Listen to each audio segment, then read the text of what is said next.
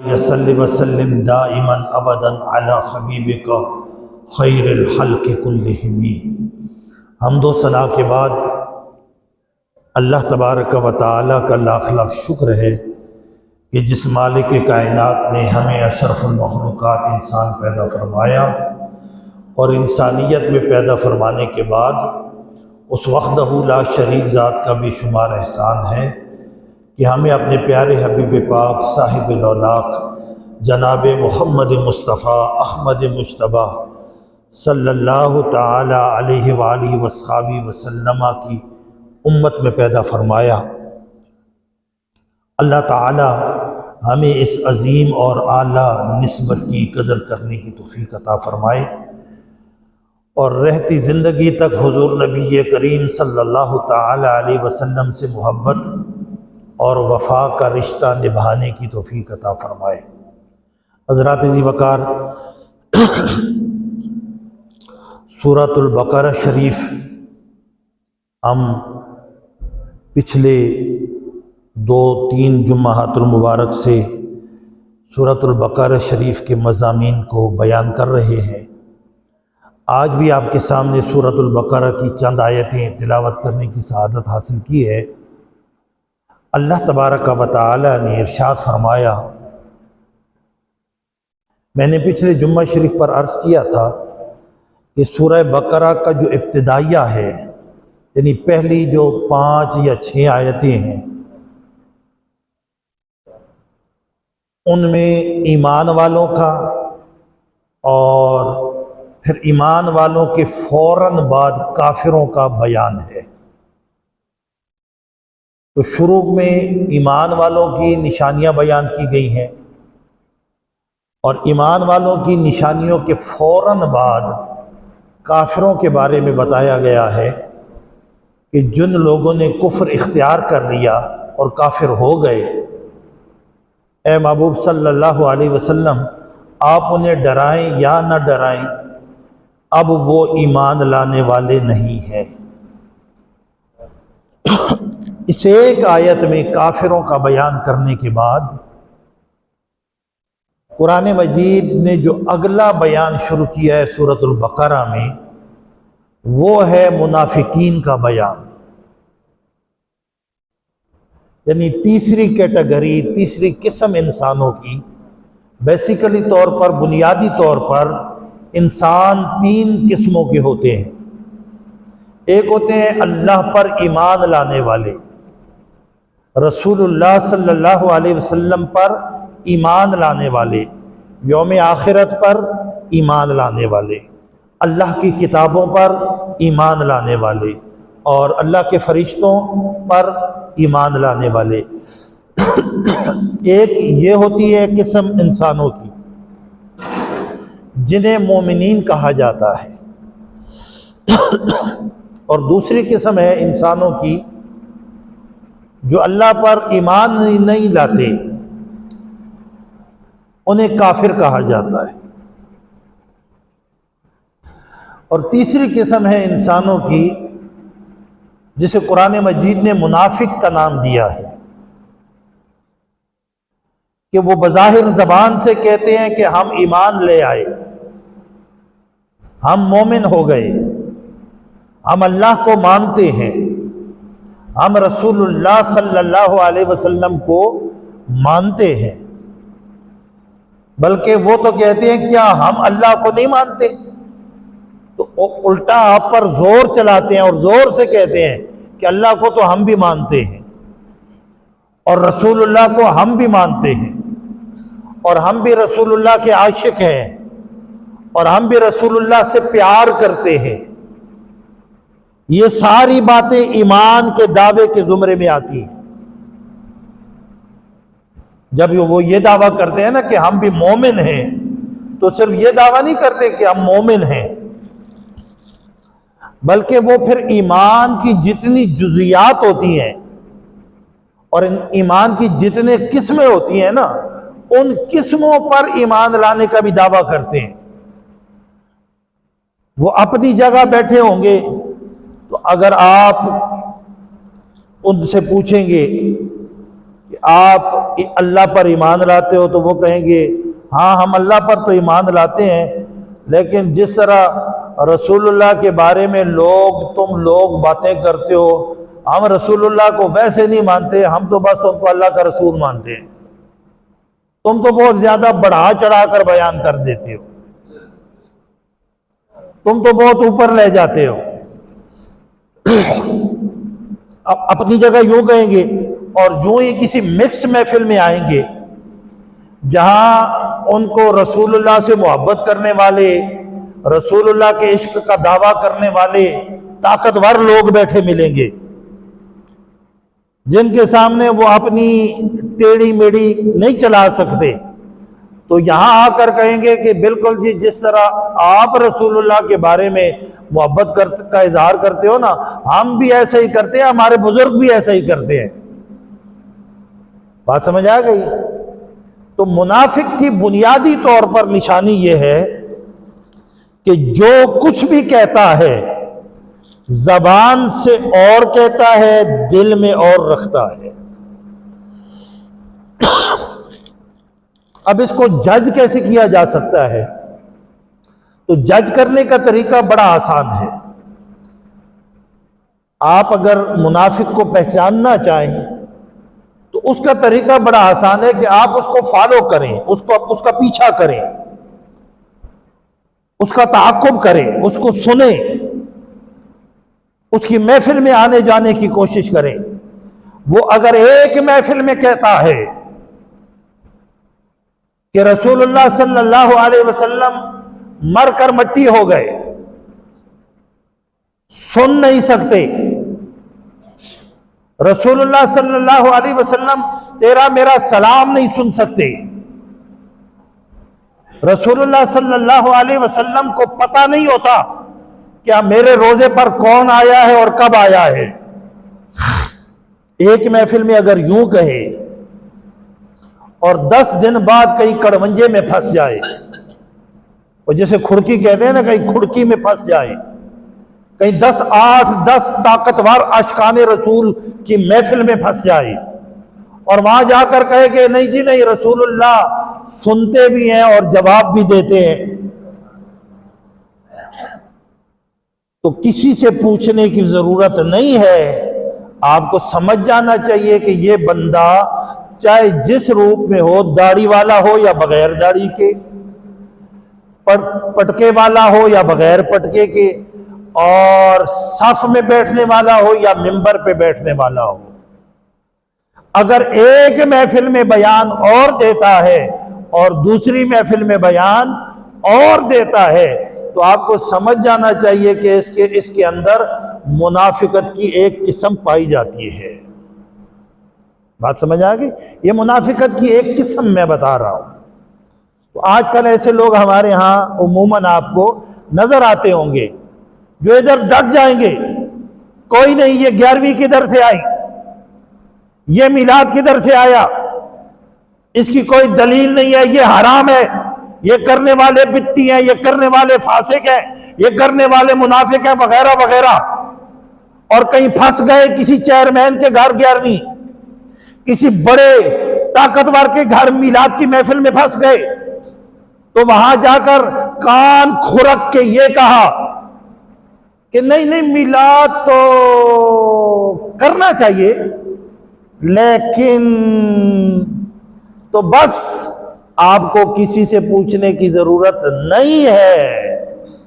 आप समझ जाएं कि जो बंदा अपने बयान पर कायम नहीं रह सकता, उसके अंदर मुनाफिकत की एक किस्म पाई जाती है। उसके अंदर मुनाफिकत की एक किस्म, बोलिए, पाई जाती है। मुनाफिकत की एक किस्म और सबसे बड़ी किस्म यह है मुनाफिकत की कि आपके सामने और कहेंगे, दूसरे के सामने और कहेंगे, और फिर तीसरे के सामने और कहेंगे। यह मुनाफिकत की सबसे बड़ी किस्म है। तो कुरान मजीद ने जब मुनाफिकों को डिस्कस किया ना, तो बहुत ज्यादा लंबा डिस्कस किया, यानी काफिरों की एक आयत सूरह बकरा में, और जब मुनाफिकीन की बारी आई तो कुरान मजीद ने 12-13 आयतें मुनाफिकों को डिस्कस किया। पहली आयत में ये फरमाया वमिनन नास से, फरमाया कुछ लोग ऐसे हैं मैं यकूलो, जो कहते हैं आमन्ना बिल्लाहि, हम अल्लाह पर ईमान लाए, व बिल यौमिल आखिर, और आखिरत पर ईमान लाए, वमा हुम बिमुमिनीन, लेकिन है महबूब वो मोमिन नहीं है। अब देखिए ना, जबान से कह दिया हम अल्लाह पर ईमान लाए और जबान से कह दिया कि हम आखिरत पर ईमान लाए, लेकिन अल्लाह फरमा रहा है कि वो मोमिन नहीं, वो मोमिन नहीं है। मोमिन ना होने की वजह क्या है, ये आगे आप खुद ब खुद जब जाएंगे तो आपके सामने एक्सप्लेन हो जाएगी कि असल में कहां किस चीज को मिस कर रहे थे, किस चीज को छोड़ रहे थे। उनका यह कहना कि हम अल्लाह पर ईमान लाए, ये कबूल नहीं हुआ। देखिए ना, वरना कायदा यह है कि एक काफिर बंदा, अल्लाह को न मानने वाला बंदा जब ये कह दे कि मैं अल्लाह पर ईमान लाया, तो माना जाएगा कि उसने अल्लाह को मान लिया, कायदा ये है। लेकिन मुनाफिक जब ये कह रहा हो कि मैं अल्लाह को मानता हूं, तो उसका ये कहना नहीं माना गया। क्यों? इसलिए कि उसके जबान पर और है और दिल में और है। वमा हुम बिमुमिनीन, वो मोमिन नहीं है। युखादिऊन अल्लाह, कुरान मजीद ने कहा कि ऐसा करके वो अल्लाह को धोखा देना चाहते हैं। वो समझ रहे हैं कि हम कहेंगे कि हम ईमान लाए हैं तो अल्लाह धोखा खा जाएगा और हमारी मान लेगा और हम पर अजाब नहीं भेजेगा और हमसे नाराज नहीं होगा और हम अल्लाह को भी काबू कर लेंगे, और उधर यहूदियों के पास जाके कहेंगे कि हम तो ईमान नहीं लाए, हम तो तुम्हारे साथ हैं, तो यूं हम यहूदियों को भी काबू कर लेंगे। और इधर कलमा पढ़ने वाले मुसलमानों के पास, सहाबा के पास और नबी करीम सल्लल्लाहु अलैहि वसल्लम के पास आएंगे तो हम आकर कहेंगे कि हम तो आप पर ईमान ले आए हैं, तो इनको भी काबू कर लेंगे। ना हमारे साथ गुजर नाराज होंगे, ना हमारे साथ पठान नाराज होंगे, ना हमारे साथ अवान नाराज होंगे। रब ने फरमाया ना ना, युखादिऊन अल्लाह वल्लज़ीना आमनू वमा यखदाऊन इल्ला अनफुसहुम, ना खुदा ही मिला, ना भी साले सनम, ना इधर के रहे ना उधर के रहे। मुनाफिकों, तुम अल्लाह को धोखा देना चाहते हो और ईमान वालों को धोखा देना चाहते हो, तो सुन लो, ईमान वाले तो नहीं जानते कि तुम्हारे अंदर क्या है, मगर मैं रब जानता हूं और मैं रब ईमान वालों के दिल में डाल दूंगा कि तुम मुनाफिक हो। मैं रब ईमान वालों के दिल में डाल दूंगा कि तुम मुनाफिक हो, तुम्हारा ईमान से कोई ताल्लुक नहीं है। और ऐसा करके युखादिऊन अल्लाह वल्लज़ीना आमनू, अल्लाह को धोखा देना चाहते हो और ईमान वालों को धोखा देना चाहते हो। ऐसा करके तुम ना अल्लाह को धोखा दे सकते हो ना ईमान वालों को। वमा यखदाऊना इल्ला अनफुसहुम, हाँ, अपने आप को धोखा दे रहे हो। किसको धोखा दे रहे हो बोलिए? मेरे भाई, टाइम जितना भी लग जाए, टाइम लग सकता है, टाइम जितना भी लग जाए, मुनाफिक को बर्बाद होने से कोई नहीं बचा सकता।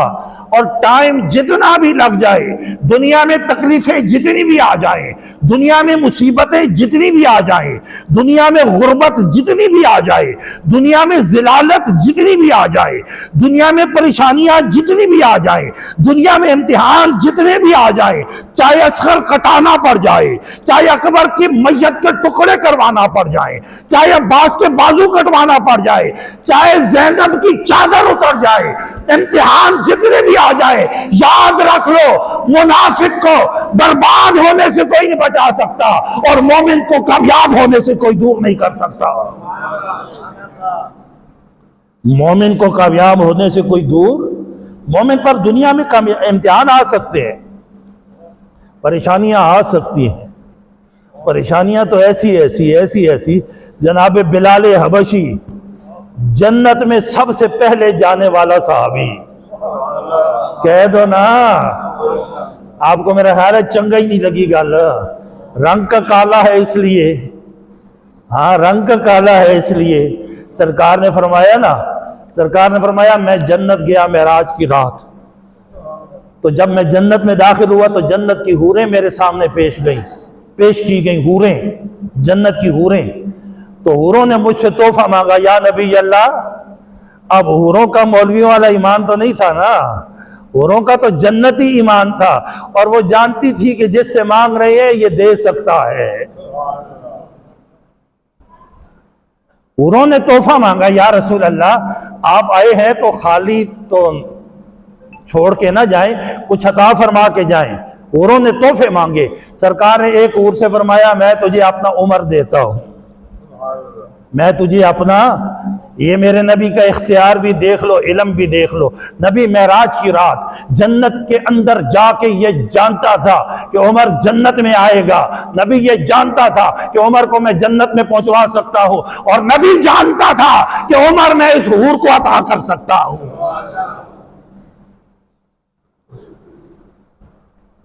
यह है मेरे आका का इख्तियार। कौन देता है देने को, मुंह चाहिए, देने वाला है सच्चा हमारा नबी।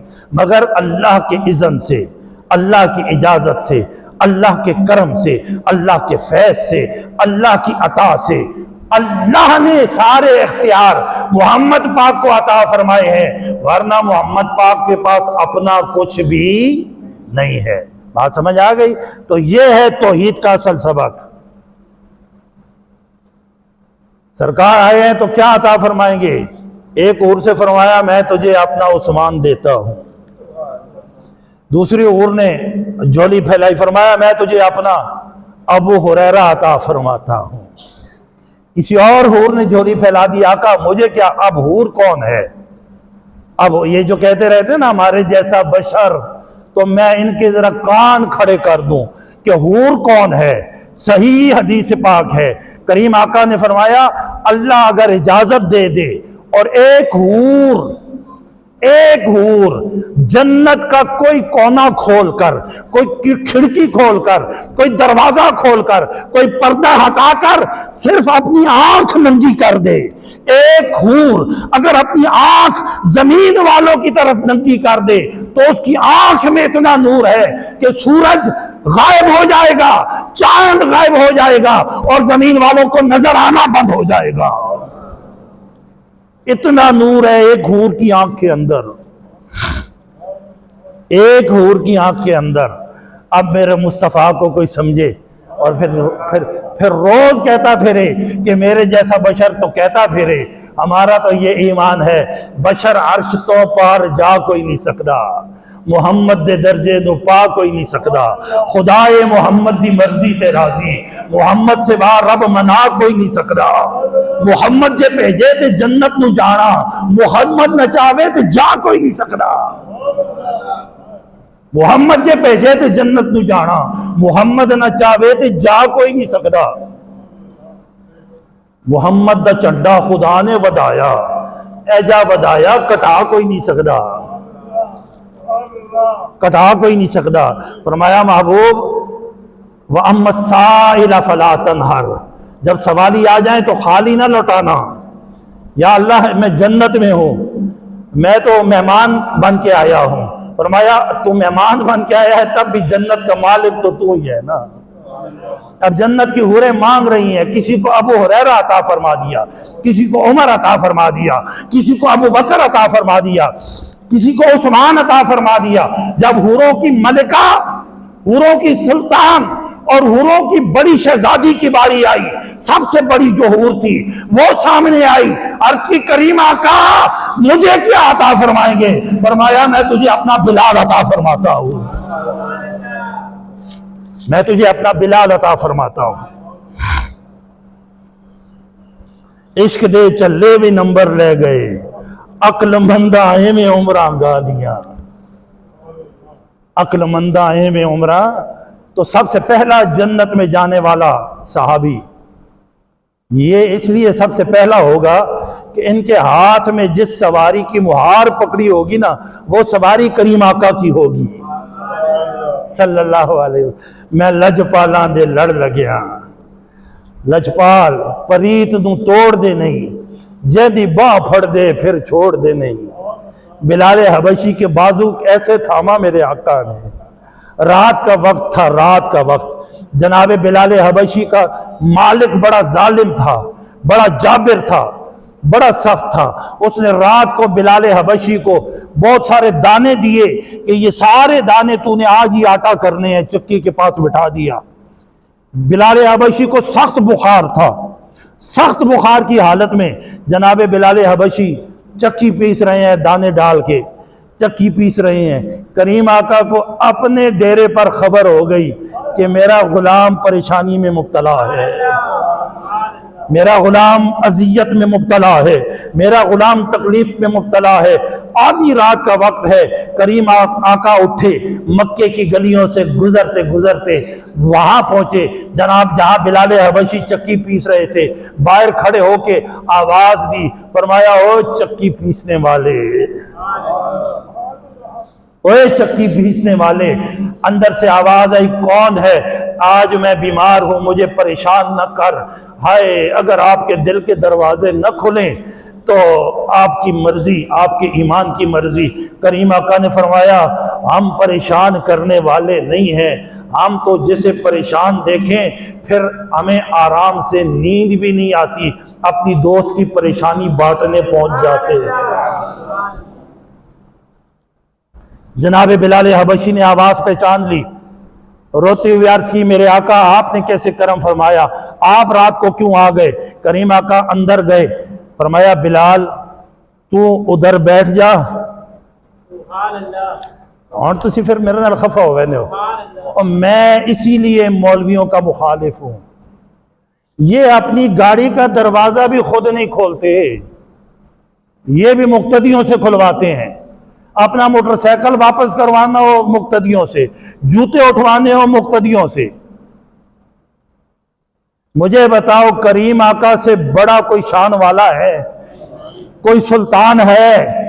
कोई जान है? इस सूरत नू मैं जान आखा, जान आखा ते जाने जहान आखा, सच आखा ते रब दी शान आखा। जिस शान ते शाना सब बनिया, मुख चंद बदर शासानी है, मत चमके लात नूरानी है, काली जुल्फ से आंख मस्तानी है, बत मखबूर अखी हिन मद बरिया। और मेरे अली शाह साहब ने जब देखा ना कि इतनी बड़ी नज़म पढ़ने के बाद भी शान मुस्तफ़ा का हक अदा नहीं होता, तो मेरे अली अपनी जबान में कहता है, फरमाते हैं, कोई मिसल नहीं ढोलन दी, चुप कर मेहर अली, इत्थे जा नहीं बोलन दी, इत्थे जा नहीं बोलन दी। तो करीम आका जैसा कोई मौलवी, कोई पीर, कोई सरदार, कोई चौधरी, कोई वडेरा, कोई लीडर, खुदा की इज्जत और जलाल की कसम, खुदा की इज्जत और जलाल की कसम, खुदा की इज्जत और जलाल की कसम, जिस नालैन को करीम आका ने एक सेकंड के लिए अपने पांव के साथ लगा लिया, कायनात के सारे मौलवी, सारे पीर उस नालैन के बराबर नहीं हो सकते। एक सेकंड के लिए जिस नालैन को करीम आका ने अपने पांव के साथ लगा लिया, फरमाया बिलाल तू उधर बैठ जा, तू उधर बैठ जा। अर्ज की हुजूर, मुझे कैसे गवारा होगा कि मैं बैठ जाऊं और आप चक्की पीसें? फरमाया फिर मुझे कैसे गवारा होगा कि मेरा यार बुखार में चक्की पीसे?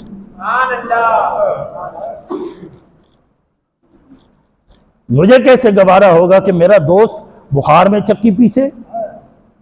बिलाल तू मुझसे ज्यादा वफादार है, तू मुझसे ज्यादा लचपाल है, तू मुझसे ज्यादा हया वाला है। अर्ज की हुजूर, मेरा जमीर गवारा नहीं करता। फरमाया बिलाल मेरा हुक्म है, उधर जाके बैठ जा। जनाब बिलाल हबशी उठे, साइड पे बैठ गए। करीम आका अपने मुबारक हाथों से, जिन हाथों की कसमें अल्लाह खाता है, जिन हाथों की कसमें कुरान खाता है, जिन हाथों की उंगली का इशारा उठे तो चांद दो टुकड़े हो जाता है, जिन हाथों की उंगली का इशारा उठे तो डूबा हुआ सूरज वापस आ जाता है, जिन हाथ जनाबे मूसा को पानी की जरूरत पड़े तो पत्थर पर असा मारना पड़ता है, पत्थरों में चश्मे हुआ करते हैं, मगर ये वो हाथ है कि सहाबा को पानी की जरूरत पड़े तो करीम आका पहाड़ पर नहीं भेजते, यूं उंगली सामने मामले करते हैं, पानी जारी हो जाता है, पानी जारी हो जाता है। उन हाथों से आका दाने डालते, चक्की पीसते, आटा निकालते, दाने डालते, चक्की पीसते, आटा निकालते। वो जैसे हम कहते हैं ना अपनी जबान में परागा, ठीक है, यानी एक बार दाने डाले थे, एक परागा कड़े है, दुआ परागा कड़े, तो एक परागा सरकार ने निकाला ना, एक बारी का आटा निकाला, दूसरी बारी का आटा निकाला तो बिलाल हबशी की आंखें आंसुओं से तर हो चुकी थी। अर्ज करने लगे, आका मेरा रोज का काम है, उसके बावजूद भी मेरे हाथों पे छाले पड़ जाते हैं, तो आपने तो कभी किया नहीं है, आप ही आज ही चक्की पीस रहे हैं, तो आपके हाथों पे छाले पड़ जाएंगे, आप बस कर दें, आप बस कर दें, आप बस कर दें। करीम आका मुस्कुराए, फरमाया बिलाल एक बात तो बता। अर्ज की हुजूर हुक्म फरमाइए। फरमाया बिलाल मैंने तुझसे चक्की क्यों ली है?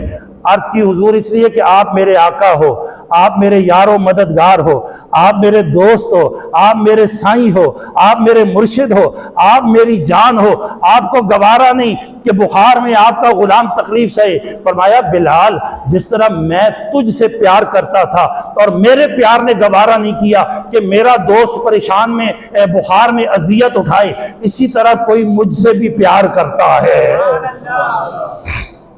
इसी तरह कोई मुझसे भी प्यार करता है।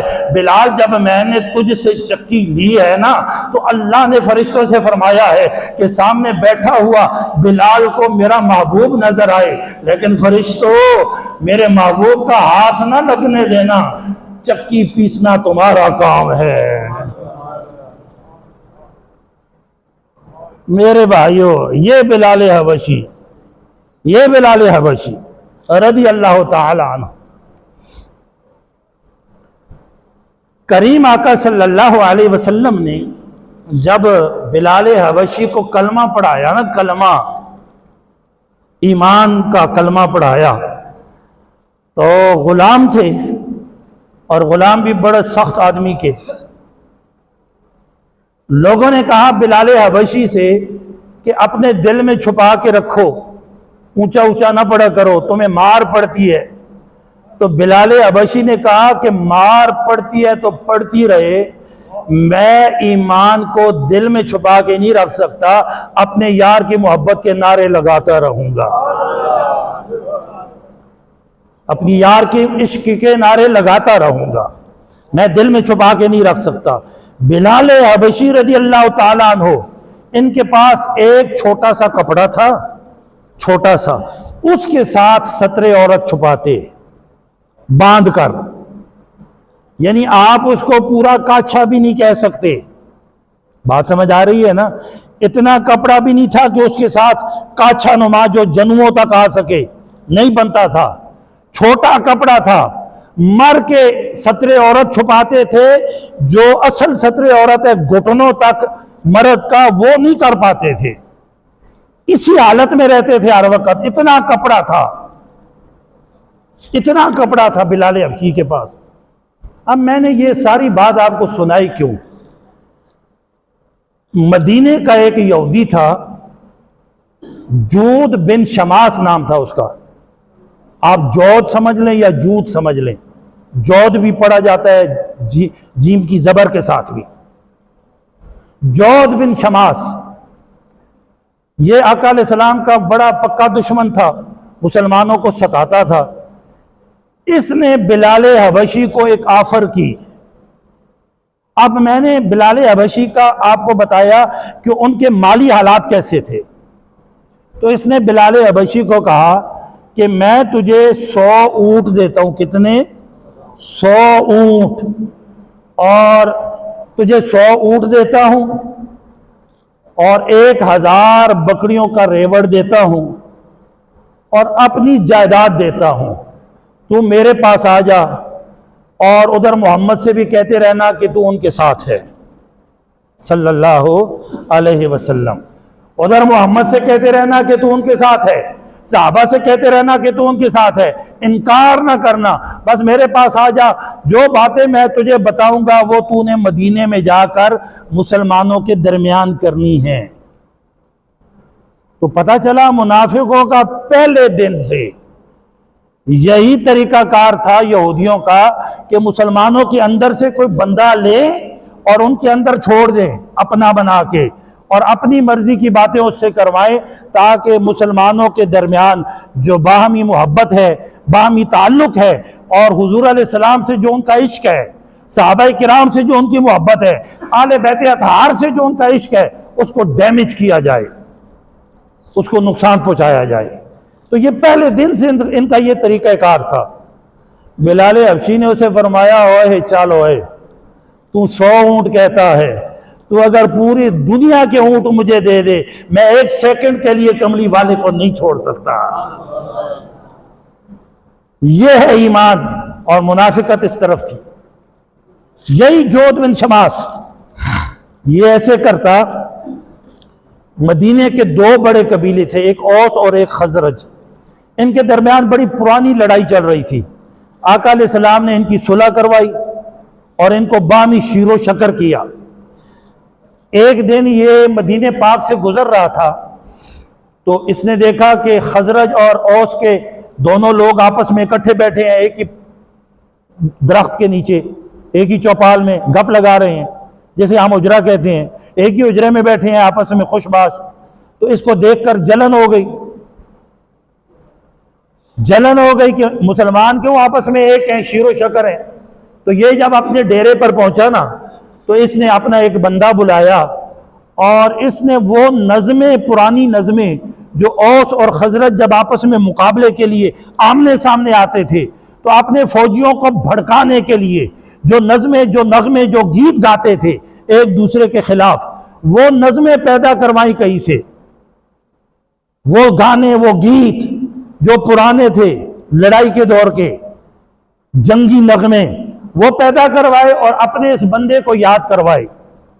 और इसे कहा कि अब तू ऐसा कर, उस हुजरे में जाया कर जहां ये औस और खजरज दोनों मुसलमान इकट्ठे बैठते हैं, उस हुजरे में जाया कर और ऐसा कर 2, 3, 4 दिन जब तेरी बैठक उठक हो जाए उधर, तो उसके बाद तूने ऐसे करना है कि इनको वो नज़में सुनानी है। क्या करना है? वो नज़में सुनानी है। वो बंदा आ गया, बैठना उठना शुरू कर दिया। जैसे मैं आपको 4-5 जुम्मे लगा के आपको बताऊं कि छोटी छोटी बातों पर गांव और देहातों में लड़ाई अच्छी नहीं होती, हम भी कलमा पढ़ने वाले मुसलमान हैं, वो भी कलमा पढ़ने वाले मुसलमान हैं, तो आपस में मोहब्बत से रहो, आपस में इत्तेफाक से रहो।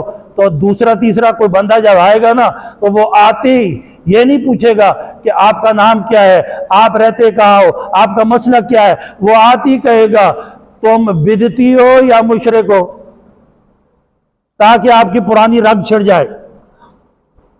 तुम मिलादी हो या 11वीं वाले हो या फलाने हो, ताकि आपकी पुरानी रग छिड़ जाए और आपका आपस में जो ताल्लुक किसी ना किसी तरीके से करीब हो रहा था उसे दूर कर दिया जाए, उसे दूर कर दिया जाए। तो यहूदी ने बस ये तरीका सोचा, उसने अपना बंदा तैयार करके भेज दिया।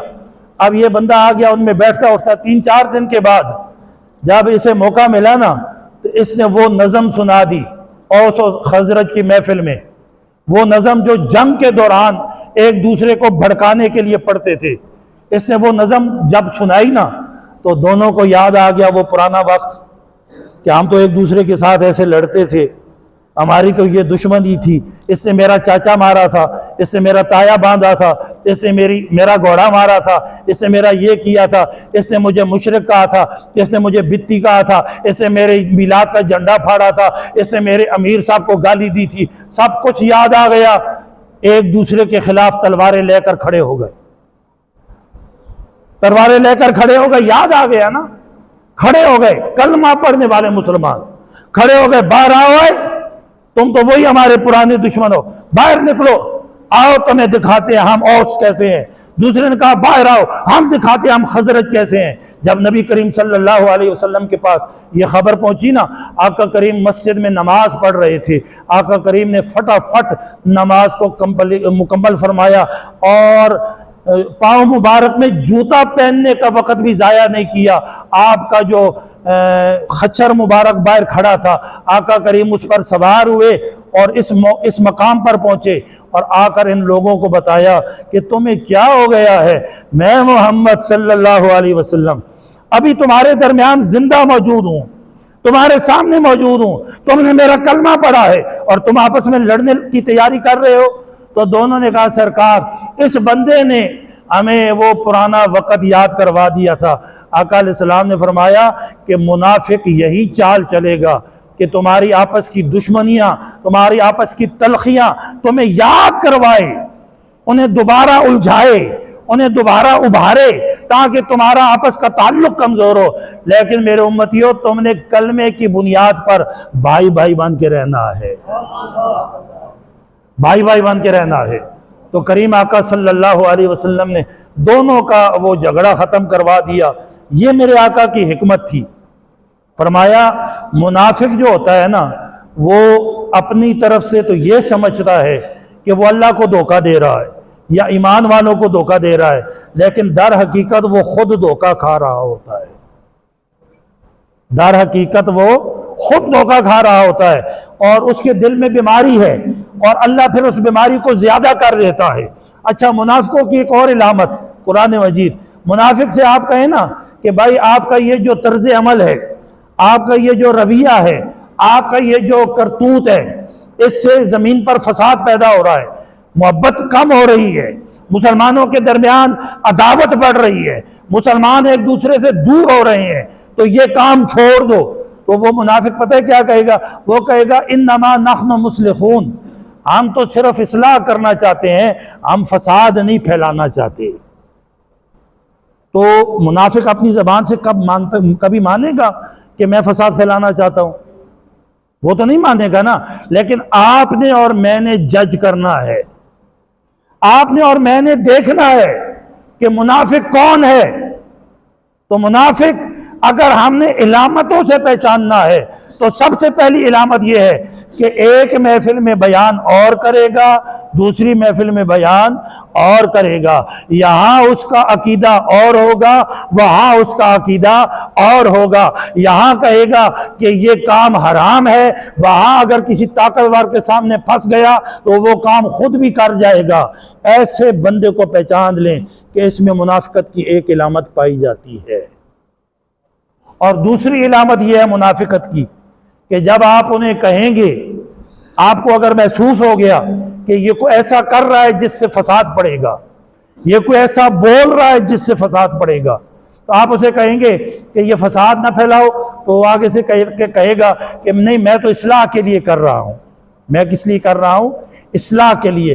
कुरान मजीद ने कहा अला इन्नहुम हुमुल मुफसिदूना वलाकिन ला यशऊरून, ए महबूब खबरदार, यही फसाद फैलाने वाले हैं लेकिन ये शऊर नहीं रखते, यही फसाद फैलाने वाले हैं लेकिन ये शऊर नहीं रखते। और आगे आइए, व इज़ा क़ील लहुम आमिनू, जब इन्हें कहा जाए इन मुनाफिकों को कि ईमान ले आओ, जब इन्हें कहा जाए कि ईमान ले आओ, कमा आमन अन्नास, जैसे बाकी लोग ईमान लाए। इस जमाने की बात करें तो आपकी तरफ मैं इशारा करूंगा, और रसूलुल्लाह सल्लल्लाहु अलैहि वसल्लम के ज़माने की बात करें तो फिर मैं सिद्दीक़ अकबर की तरफ इशारा करूंगा, मैं फारूक आज़म की तरफ इशारा करूंगा, मैं उस्मान गनी की तरफ इशारा करूंगा, मैं मौला अली रिदवानुल्लाह ताला अन्हु मजमाइन की तरफ इशारा करूंगा। जब मुनाफिकों से कहा जाता कि ईमान ले आओ, जैसे अबू बकर ईमान ले आया है, ईमान ले आओ जैसे फारूक आज़म ईमान ले आया है, ईमान ले आओ जैसे उस्मान गनी ईमान ले आया है, तो आगे से पता है क्या कहते हैं? आगे से कहते हैं अनुमिनु कमा आमन सुफहा, हम ईमान ले आए जैसे ये बेवकूफ ईमान ले आए, जैसे ये बेवकूफ ईमान ले आए। तो अब पता है वो बेवकूफ क्यों कहते थे सहाबा को? सहाबा को बेवकूफ क्यों कहते थे? इसलिए कि जब सहाबा किराम ने मक्का की जिंदगी में, मक्का पाक में इस्लाम कबूल किया तो ज़ाहिर है अपनी जायदादें छोड़नी पड़ी, अपने ख़ानदान बोलिए छोड़ने पड़े, अपने रिश्तेदार छोड़ने पड़े, अपने ताल्लुकात छोड़ने पड़े, अपनी तिजारत छोड़नी पड़ी, अपना गांव, इलाका, मोहल्ला, गली छोड़नी पड़ी। क्योंकि मक्के में कलमा पढ़ने का मतलब क्या था? मक्के में कलमा पढ़ने का मतलब यह था कि जो भी कलमा पढ़ लेगा मोहम्मद पाक का सल्लल्लाहु अलैहि वसल्लम, उसके साथ मक्के वाले बायकाट करेंगे। ना उसको गली में छोड़ेंगे, ना मोहल्ले में छोड़ेंगे, ना उसकी गमी में होंगे, ना उसकी खुशी में होंगे, ना उसको अपना समझेंगे।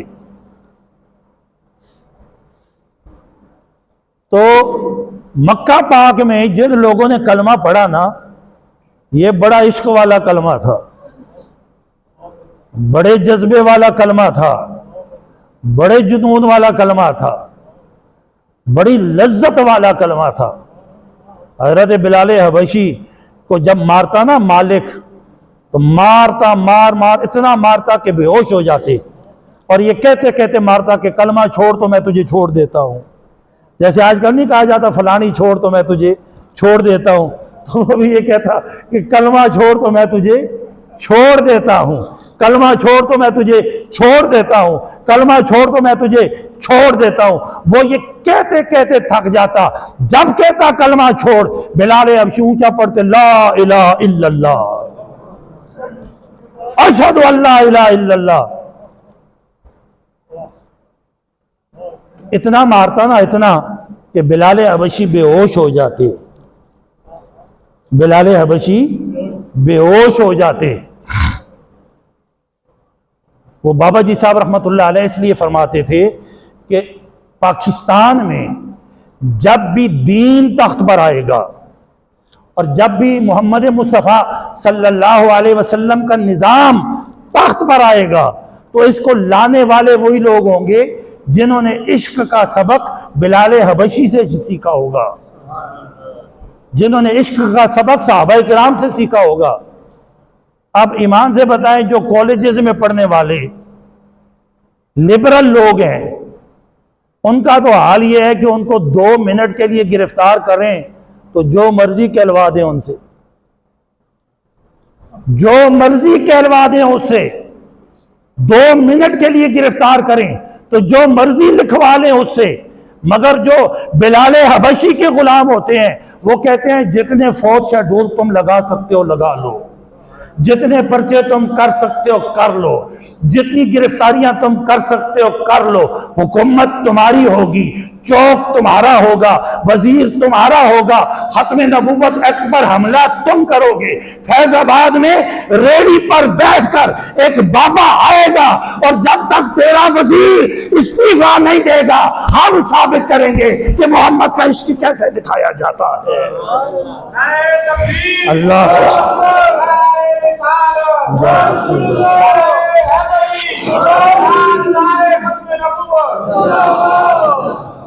बिलाल हबशी से फरमाते, बिलाल हबशी से कहता कि कलमा छोड़।